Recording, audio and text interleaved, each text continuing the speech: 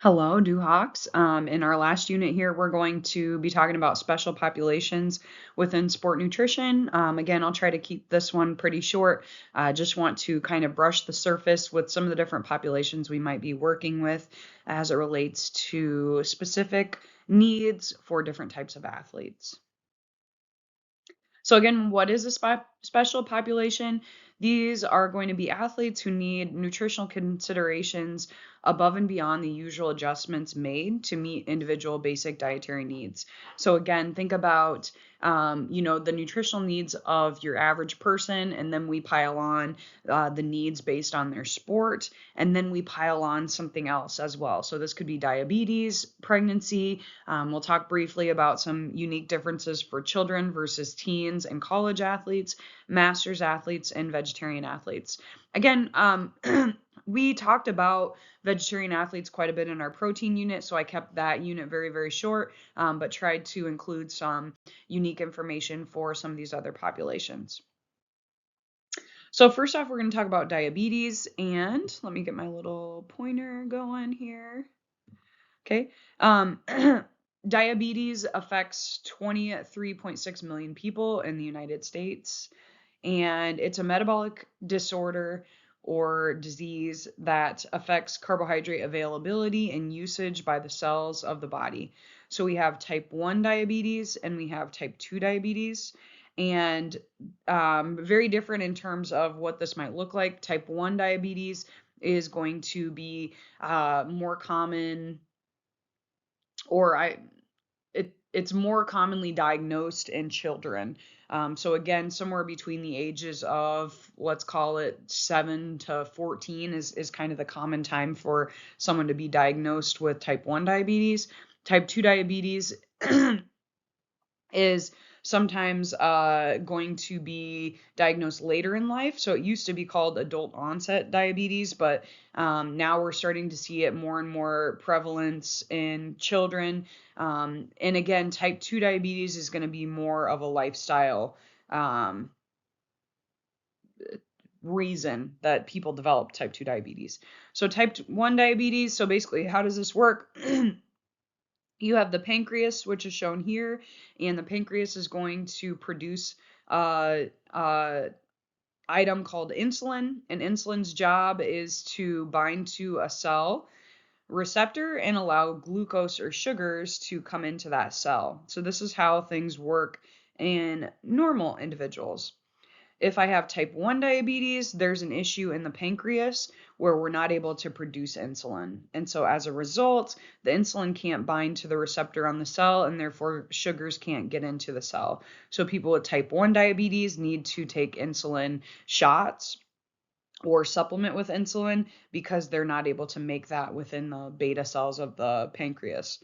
Type 2 diabetes, the pancreas is working fine. We're able to produce that insulin, but because of kind of an excessive intake of sugars and not being able to use the sugars that I have like fast enough, so basically I'm overstoring sugars, the body stops responding to the insulin, and so therefore we're producing enough insulin, the cell becomes unresponsive to the insulin, so therefore sugars can't get into the cells, and then that will negatively impact the blood glucose levels and therefore homeostasis. Okay, so again, if you're working with middle school, high school, college aged athletes, you're most likely going to see people with diabetes that's type 1.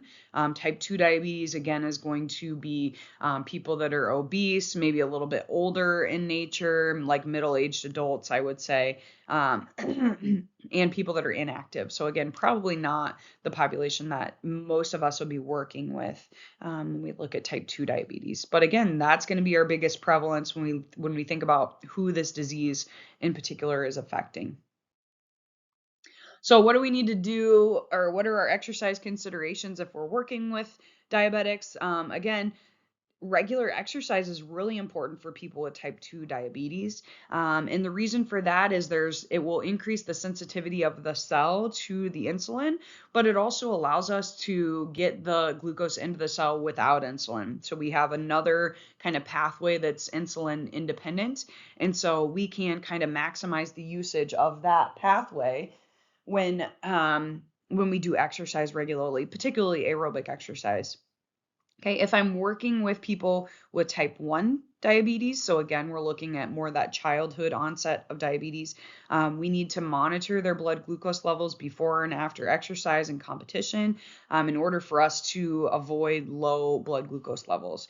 And again, when we think about this, there is quite a bit of a learning curve when working with type 1 diabetics in terms of figuring out what they can do, when they need to consume sugars, and how all that works, what the insulin dosage is that they need to give themselves with. And there is quite a bit of trial and error with that.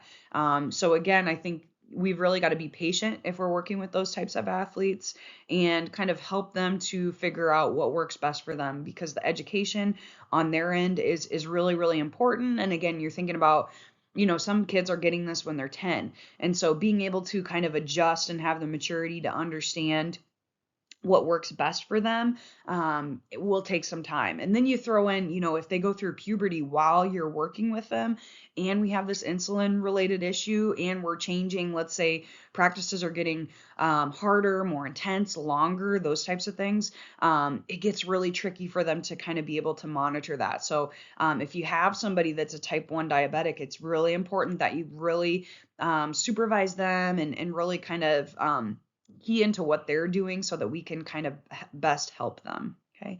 Type 1 diabetics can safely participate in sport activities as long as they know how to control their blood glucose levels, and there are no medical complications that would be exacerbated by their athletic participation. Again, that's not your job to determine that. They should get medical clearance and have a physical completed where the doctor says it's safe for them to participate in exercise. But generally speaking, if you have type 1 diabetes, you are cleared to participate in exercise and sport. So again, we think about nutrition for this type of population. The diabetic athletes should consume a diet that's similar to your normal healthy diet for the average population. Special focus should be on the quantity and timing of carbohydrate consumption. And then there's also a difference when we think about how quickly those sugars show up in our bloodstream. That's known as like our GI load, possibly. And so when we think about that, like consuming an apple versus some Skittles makes a big difference in terms of how quickly those sugars show up. So again, we've got to be really conscious of what those sugars are that we're consuming and the timing of that as well. Athletes with diabetes should follow a consistent meal pattern in regard to the time of the meals, caloric content, number of carbs in each meal as well. For those type 1 diabetics, we want to check their blood glucose levels before exercise, adjust their food or insulin accordingly, and then during exercise, 30 minutes or longer, we need to consume some sugars kind of as we go. It's a good idea to always have sugars on you if you have a type 1 diabetic on your team or in the group that you're working with. And again, that could be something simple like juice boxes or fruit snacks or something like that, so that they can get those quick sugars if they need them, if they're starting to dip. The next population that we'll briefly talk about is pregnancy. And pregnancy in athletics, again, pregnancy demands that the female athlete consider not only her own nutritional requirements, but also those necessary to support the normal growth and development of a fetus. Okay, so pregnant athletes need to ensure that they're consuming extra calories per day, approximately 300 extra calories per day. That's only true when you get to the second and third trimester of pregnancy. So in the first trimester, there's no need to consume any additional calories there. Special considerations in the first trimester. Again, these women are more likely to feel fatigued. This is when women can have morning sickness issues, and they're going to probably feel like they need more sleep than they did prior to becoming pregnant. Special things that we need to think about from a nutritional perspective if working with the pregnant athletes: they need to consume extra protein, so 20 to 25 grams per day, B vitamins, vitamins A and C, as well as magnesium and iron. Simple multivitamin that's specific for pregnancy, a prenatal multivitamin, is a great way to kind of ensure that you're getting all of those nutrients that you need. And then you would only need to really focus on getting that extra protein in.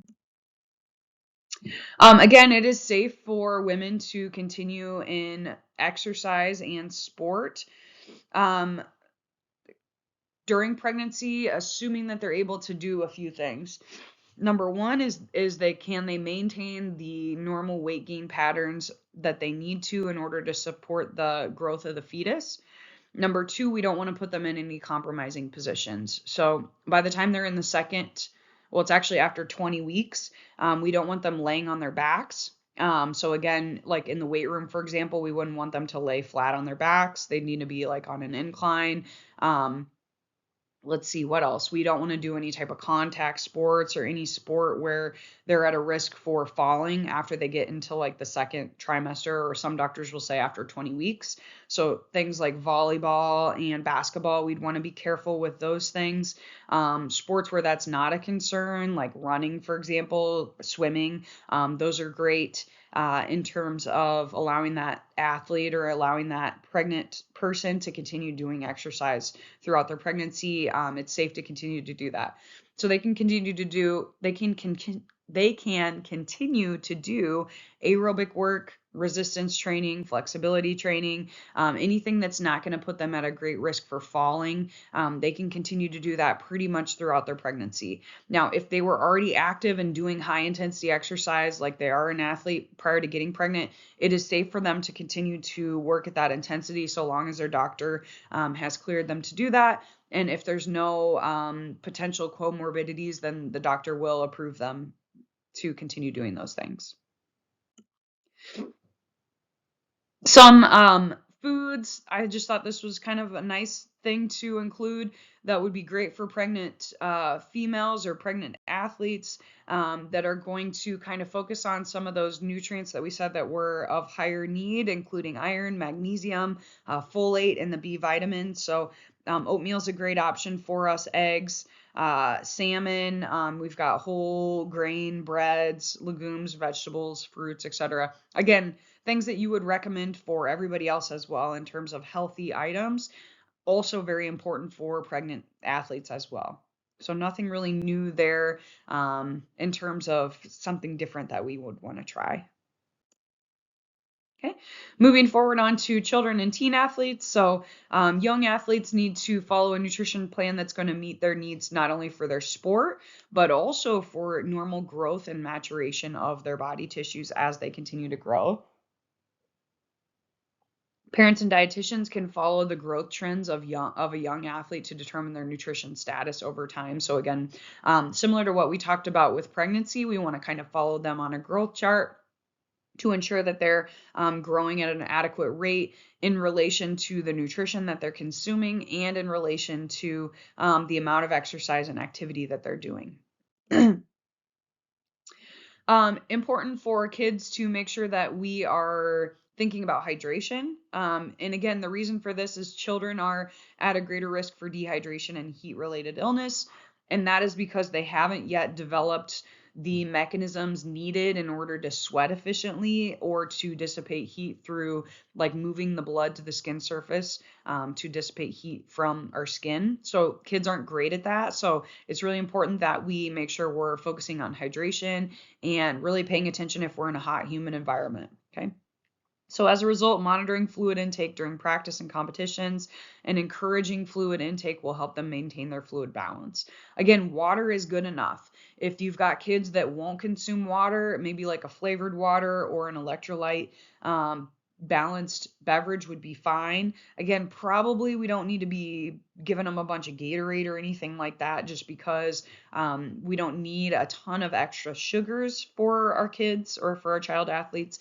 But we do want to focus on water and maybe like an electrolyte drink if they're not really keen on drinking water. So before practice, we want to do 16 to 20 ounces of water. Then during practice, 6 to 8 ounces for every 15 to 20 minutes of activity. And then afterwards, 24 ounces.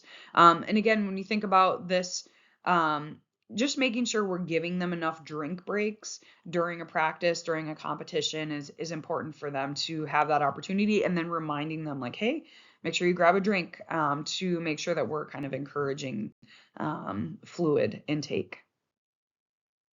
Other things to note when working with kids, iron and calcium are two minerals that have been identified to be deficient in young athletes. So we want to encourage them to consume dairy products with calcium, or we can consume like iron fortified foods. Again, a lot of cereals and things like that are moving towards like fortification with different vitamins and minerals, things like that. Also, it'd be a good idea to encourage them to take like a multivitamin each day to make sure that they're meeting their needs. Again, particularly if it's a picky child who's only eating like, chicken nuggets and french fries and they only want cereal and, so I think it's important for us to encourage them to consume fruits and vegetables, but then maybe it's also important for us to include a multivitamin. This is just an example plan that I thought was good of meals for a teen athlete. And again, we want to make sure we're focusing on getting enough of the variety of fruits and vegetables here, as well as enough calories to support their exercise or their practices, as well as growth. So again, I thought was good because it had a nice variety of different things. So it's got, apple, we've got orange slices, we've got grapes, so a good mixture of different types of fruits and vegetables and things like that. I know for my kids, we require them to consume a fruit and a vegetable at every meal except for breakfast pretty much. So and again, my son's a little bit picky, so if we're making like Brussels sprouts or something for dinner, like he can have cherry tomatoes because that's one vegetable that he really likes. So again, just kind of encouraging kids to consume fruits and vegetables and kind of making that a good habit, I think is important. This just shows kind of what a normal growth chart would look like. I grabbed this one looks like it's girls 2 to 20 years old. So again, it's not so much that they weigh a particular amount at a certain age. It's that they stay on their same trajectory as kind of where they started. So again, if you are 2 years old and you're in the 10th percentile, kind of following that along, we want to see kind of a steady growth within that. Okay, so again, we want them to grow and we want them to kind of maintain whatever their percentile is for the most part, or see a slow change in that percentile. Okay. I have twin daughters, and my girls, one of them, when she was born, she was only 4'14", and so she was in like less than the first percentile, and so then now they're almost 4, and she's just kind of moving up the growth chart just a little bit, and so now she's at like the 8th percentile. But again, the doctor had wanted just kind of that gradual progress as they kind of move up. So moving on to college aged athletes. So again, the unique characteristics or the unique challenge I think for college aged athletes is really that transition from being at home where mom or dad is making a lot of their meals and kind of facilitating that to kind of being on their own for their first times. So again, as college age athletes, we've got to teach them how to take responsibility for their own nutritional practices. We've got poor drinking habits, we've got poor eating habits added with the demands of college life are really big challenges for a lot of individuals that transition from high school to college athletics. So again, some big schools, like a Division I school, they're going to have dietitians that can provide meal plans for college athletes. Again, most college athletes don't have access to this, and if they do, it's not something that they're meeting with this person regularly or anything like that. Um, I have so I coach at the high school level, and one of my former athletes is an athlete at University of Iowa, And I know they have a sports dietitian there, and I've met her a few different times. And I know that she will kind of introduce herself to the team, and then it's up to the individual athlete to kind of reach out to her to schedule appointments. And, she can help them with meal planning and that sort of stuff. But it's got to come from the athlete in order for her to kind of get involved. So I think a lot of Division I schools are kind of set up in that way. What are some unique things that we need to kind of focus on when working with college age athletes? We've got to educate them about grocery shopping, cost effective meal planning. So, again, that's huge for a lot of college age athletes.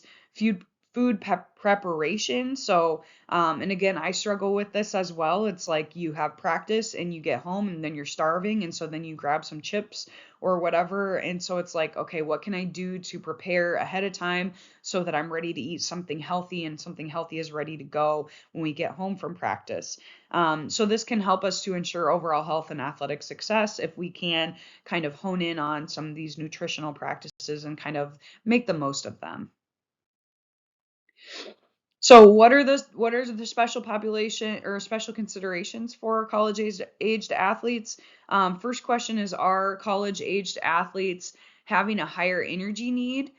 So again, some things we need to consider would be baseline metabolism. Do they have more strength and conditioning now than they did in high school? And then higher intensity training. So again, most likely, if as we transition from high school to college, we're going to see an increase in intensity or duration of their workouts. And so that's going to be a little bit more tolling as well.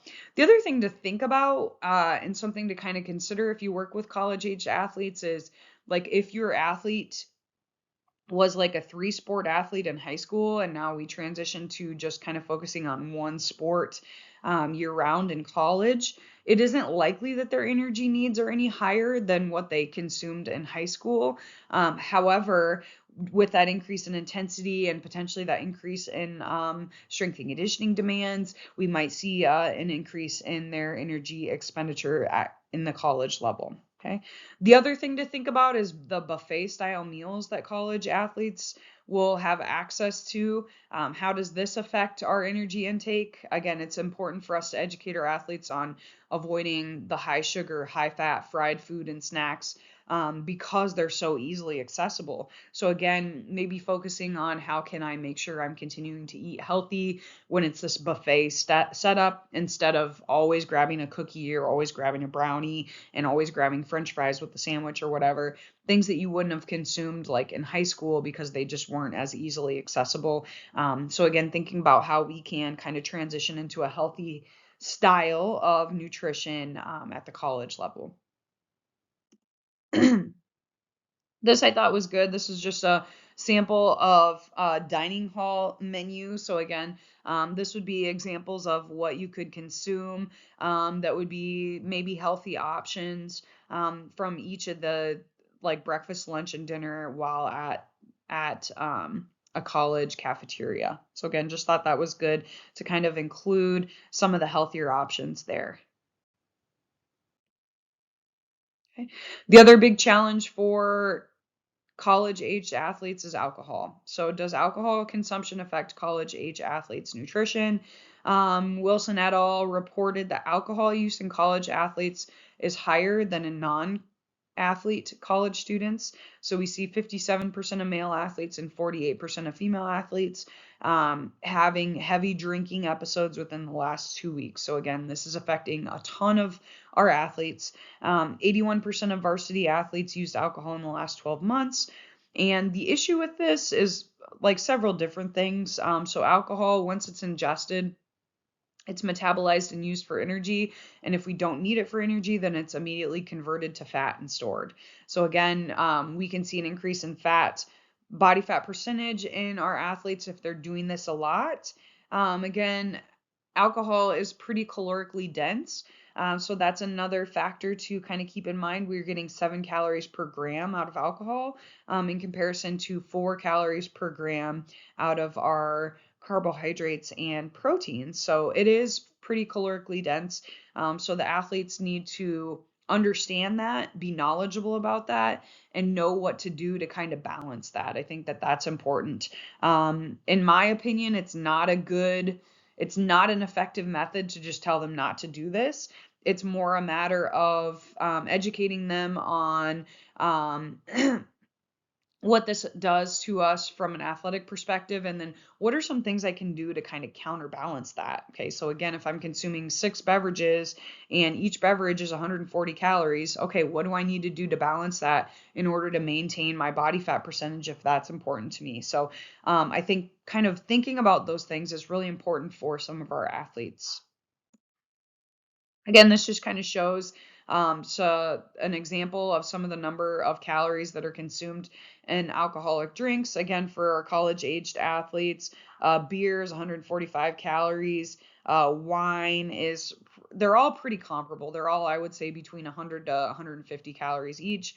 Unless you're going to do like a rum and coke or something like that, that's going to be closer to 200 because you have that addition of the soda alongside of it. But again, for the most part, pretty much all your beverages are between 100 to 150 calories per beverage. This I thought was cool because this just included like what you need to do to kind of make up for that. So for example, at the top there, it shows 1 glass of red wine, 120 calories. That's also equal to like 1 piece of chocolate or 1 chocolate bar. And then you would need to do 30 minutes of weight training in order to kind of like burn that off. I just thought that was like a cool comparison to kind of show you, would you rather have the glass of wine or the chocolate? And then would you do 30 minutes of strength training in order to kind of cancel that out? So I thought that was kind of interesting. Other things to note when we think about alcohol for our college age athletes. Again, consumption of alcohol by college age athletes can be detrimental to their overall health, nutrition, status, academics, personal safety, and sport performance.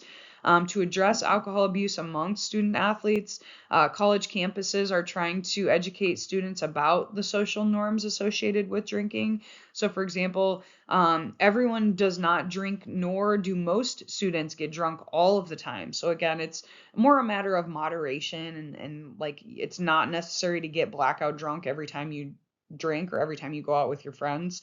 It's okay to just, have a little bit and have moderation there in terms of, fitting in with those social norms.